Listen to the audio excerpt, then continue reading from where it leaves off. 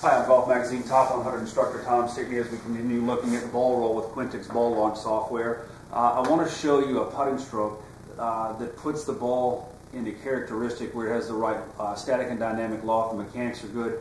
And what you can see is down here, there's very little vertical bounce. In other words, the ball is not bouncing up and down very much. You can see the launch angle is right around 3 degrees, right where it should be for greens that are probably 10, 11 on the stent meter.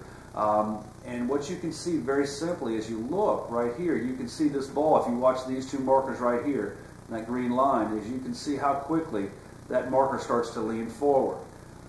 As we look right here, down here, you can start to see the ball starts to roll in degrees, in inches, 3 degrees, 10, 17, so on and so forth. So the ball makes its full revolution around in here. So that's kind of what we're looking for, to make sure we get that ball turning as best we can.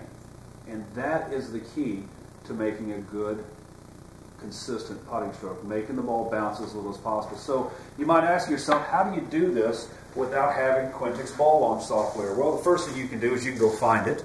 If you can't find it, email me at tom@tomstickneygolf.com and I'll find you somebody that has the Quintic. Second of all, what you can do is go out on a dew-filled green early in the morning and hit a couple putts. And what you're going to see is the ball in the dew will have a couple skid marks. It looks like the ball kind of hops a little bit, and then it'll start that forward roll. And you'll start to see a solid line in the dew when it has a forward roll.